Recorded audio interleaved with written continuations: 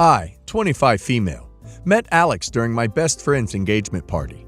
We ended up having a week-long fling which resulted in my pregnancy. I was going to get an A, but my family guilted me into keeping the baby by saying I should let my brother and sister-in-law adopt him, as they've been struggling to have a baby for years without luck, and my sister-in-law just found out she is unlikely to ever be able to carry a baby to term. As awful as it sounds, I wasn't going to tell Alex, and I was just going to let them adopt the baby after he was born. However, the further along I've gotten into my pregnancy, the less I want to give my son away. The only person I've confided my doubts about the adoption to was my best friend. I'm 7 months pregnant now, and last month I received a call from Alex demanding to know if I was having his baby. We ended up taking a pretermal paternity test at his insistence, and now he's outright told my family that he will block any adoption attempts. My sister-in-law is devastated, and my family are angry at me for telling him. They've all completely cut me off until I can convince Alex to let my sister-in-law brother adopt the baby. Since finding out the baby is his, Alex has been insisting we get married, and quickly. His grandfather is very wealthy, but he's also very old-fashioned and believes only legitimate children have a right to his wealth. His grandfather has offered to create a trust fund for our son if we get married before he's born and stay married for 2 years. Alex is willing to go through with it. He thinks now that we're going to be parents, we should be willing to sacrifice things for our child. I've told him I'd do it, because in the moment I felt selfish for refusing. But I feel like I'm getting cold feet. We're supposed to get married in a week, and every time I think about it, I feel like I'm verging on a panic attack. What do I do? This is going to sound harsh, but you need to start being an adult here. You let your family push you into keeping a baby you were going to terminate. You decided to hide the pregnancy from the father, hoping he wouldn't find out. And now you're letting this guy push you into getting married.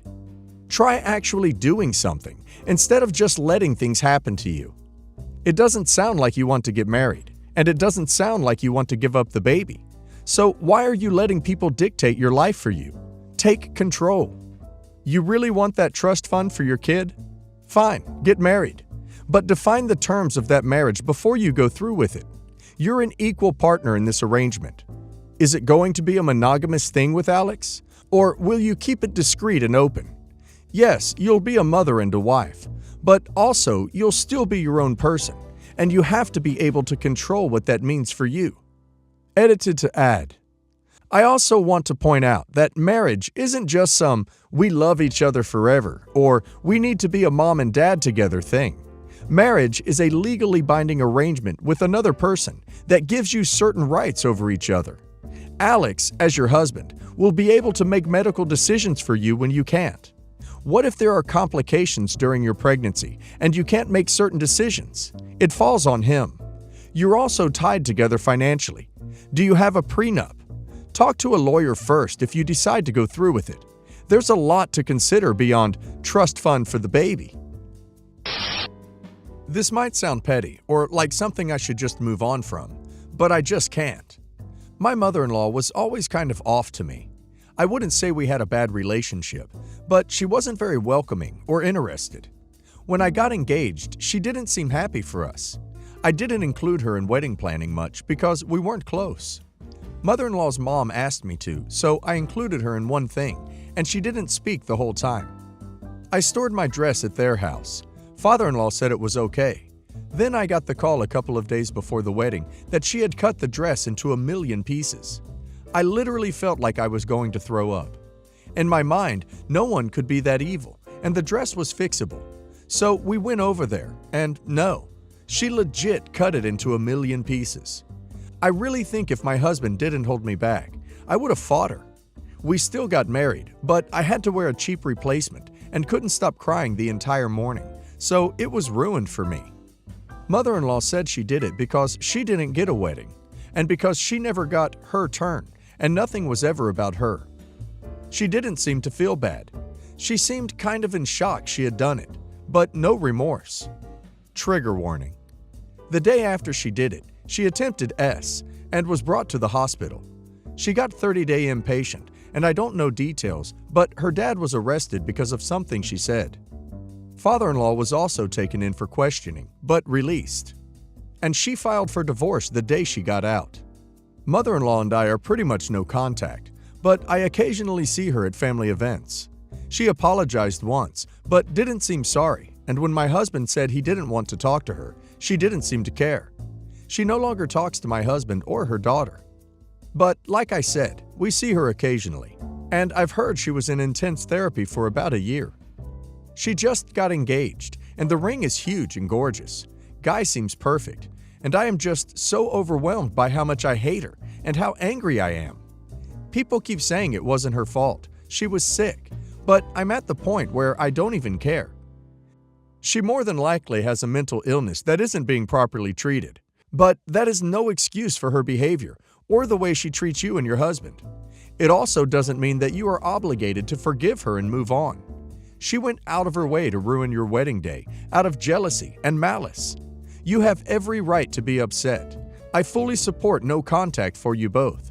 And if you have children, I wouldn't let them meet her either. She seems dangerous. A couple of people have pointed out that if I wanted to know why mother-in-law's dad had been arrested, I could look it up online. I wasn't aware of how easy it was to find that stuff. So my husband and I discussed it, and we both wanted peace of mind. I looked it up, and it was not what I was expecting at all. I'm not going to go into too many details, because if someone recognizes this, it is not my story to tell. It is mother-in-law's. But pretty much she was forced and potentially sold into marrying father-in-law. We both immediately felt sick because we let father-in-law and mother-in-law's mom around our toddler son. We are still close to father-in-law, and our son adores him. I really felt like for my son's sake I needed clarity. I asked the cousin mother-in-law was close to if she could convey to mother-in-law that we had some questions and wanted to talk. Mother-in-law has blocked us on everything and changed her number. I mentioned that I tried looking her up on social media and couldn't find her. The cousin told me it is because mother-in-law took her new husband's name, which I didn't know they were married, and her cousin started talking about how beautiful the wedding was. I had originally heard they were going to elope, but she said that was because mother-in-law thought it was tacky to have a wedding past 30. But he convinced her she should have that wedding she always wanted. It really did feel like a punch to the gut, and I know I have a lack of willpower. But when the cousin brought out her phone, I didn't stop her. I vowed it would be the last picture of her I ever looked on. And then seeing her in her white dress just really hit me that it isn't fair. I don't know what I expected. She modeled for a long time. She works in high-end fashion. But the wedding pictures were gorgeous, and it really pissed me off. Anyway, the cousin let me use her phone. I told mother-in-law what was going on and that I needed clarity and to know exact details of who was safe around my son. Mother-in-law agreed to meet up. I felt my heart sink, but I thought maybe I could get closure. We met at a coffee place.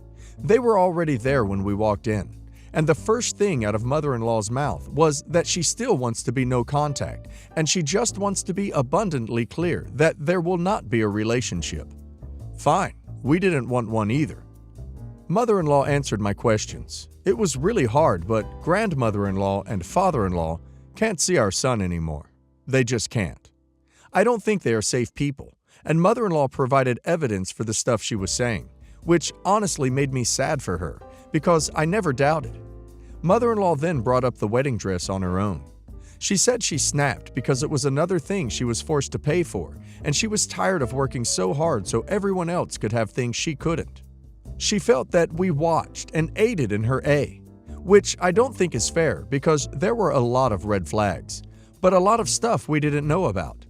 Pretty much all of this A was a way to keep her under control so her parents and father-in-law could take her money. And mother-in-law did not want to pay for the things she did for her kids, such as weddings, cars, and a house for sister-in-law. She brought up that she never got her turn because she was D'd and sedated when she married father-in-law. She never got to do stuff like proms or birthday parties because of modeling, and she said cutting the dress was cathartic. My husband pretty much told her to shut up because he knew it was upsetting me. Mother-in-law's husband pointed out that we pulled up in a car she bought and said we are both pieces of crap for still driving it. Mother-in-law was quiet for a little while and just put her head down on him. It was super awkward and I wanted to leave. Finally, Her husband said that it is kind of funny because everyone got what they deserved. She finally got her wedding, and I know he was implying we got what we deserved. He asked if she wanted to go. She said yes, and walked out without saying goodbye to my husband. On one hand, I understand that mother-in-law did not agree to have him and views him as something she was forced to do, so her parents could control her money. But it makes me mad that she acts like he was a partner in this crime. We are going to have to cut a lot of people out. There are a lot of details I didn't share, and they just aren't safe people. What happened to mother-in-law is like something out of a horror movie. They all know, but gaslit her for years. Honestly, I wish her the best in the sense that she deserves a life. And I know a lot of people are skeptical about the new husband, but he seemed very sincere. I wish her the best in life, but I'm pissed she got the wedding after she ruined mine. I wish her the best in life, but I'm pissed she got the wedding after she ruined mine. I told the cousin that I did not want any more updates, and for my mental health, I will no longer attend events she is at. I will premise this by saying that my wife and her sister have had many issues over the years, mostly stemming from her sister mimicking the things my wife does, or doing them before my wife gets a chance, once she hears about them. I have personally witnessed this numerous times over the 5 years that my wife and I have been together. Most of the time it has not bothered me, but when it is clearly something that my sister-in-law doesn't even enjoy, it has left me a bit mind-boggled. My wife deals with it most of the time, but I can tell it makes things less special for her. The wedding-related problems all began over a year ago, when my wife and I were preparing for our wedding. When we got engaged, my wife's sister demanded to be the maid of honor, despite the fact that my wife and her don't have a very close relationship, and my wife wanted her best friend to be her maid of honor. This all got blown completely out of proportion, and ultimately ended with my mother-in-law telling my wife that if she didn't let her sister be the maid of honor, that they would not help us pay for the wedding and would consider not going. Oh, and she also told my wife that she would be a witch if she didn't let her sister be the maid of honor. My wife eventually gave in to this and let her sister do some planning for wedding events to make her feel better. The first of which, dress shopping. My wife showed my sister some of the dresses she liked online, and her sister was going to arrange appointments at a few different bridal shops. Well, turns out that her sister made all of the appointments at bridal shops near her house. We work 30+ minutes away from her house. My wife was frustrated because buying a dress from one of these shops meant she would have to leave work early 2 to 3 times over the next few months to do fittings and alterations. But she let it go. When she showed up at the bridal shop, the attendant who was helping my wife try on all the dresses showed her all of the dresses that they had pre-selected based on the photos her sister had sent them. Well, turns out her sister had sent them a bunch of different photos because she thought they would look better, so they didn't have any of the dresses in the style that my wife liked ready. Not a huge deal, but my wife was a bit annoyed. A few months later, my wife and I went to go pick out our wedding bands. After looking at a few different styles, my wife ultimately chose a pretty unique vintage wedding band that was beautiful. My wife has always had unique taste and finds joy in things that are outside the norm. She loved the ring and sent a picture of it to all her family members. Well, a few weeks later, her sister gets engaged to her boyfriend of 3 years. Within the week, she has picked out her wedding band, and it is the exact same band from the same store as my wife's. At this point, my wife is more upset, but her sister says she didn't think of my wife's ring while picking it out, so she lets it go. After a few more incidents over the next few months, my wife and I ultimately decide that there may be less drama if we don't have a wedding party at our wedding. Her sister can still technically be maid of honor, but we won't have groomsmen or bridesmaids stand with us at the altar when we are married. My wife and I are married on June 13th without a hitch. Yay! And have been enjoying the married life ever since. My wife and I love to travel, and I had planned on taking her to a nice vacation next year to celebrate our 1-year anniversary. Now we have come to find out that my wife's sister will be getting married on, you guessed it, June 13th next year. At this point, my wife is beyond annoyed and feels like her sister is just going out of her way to mess with her. Unfortunately, it seems like the vacation will be off the table. But luckily, it isn't booked yet, so no worries there. My wife is very frustrated that her sister didn't even ask before setting the same date. To add some additional fuel to this fire, my wife and her sister went shopping for her sister's wedding dress this weekend. Now, despite the fact that her sister told her that the dresses she picked for our wedding didn't look good when my wife tried them on last year, her sister ended up picking the same dress that my wife wore for our wedding. At this point, my wife finds it comical that this just continues to happen. For the most part, this has been a minimal impact on my wife over the years, but I can tell the wedding part is really weighing on her. I'm at the point where I feel as though it would be best for my wife to avoid telling her sister things, to avoid these problems. How should I approach this with my wife to help her feel better? How should my wife approach this? Your sister-in-law is going to look like a fool in front of all of her relatives who see her get married in her sister's gown, with her sister's engagement ring on her finger.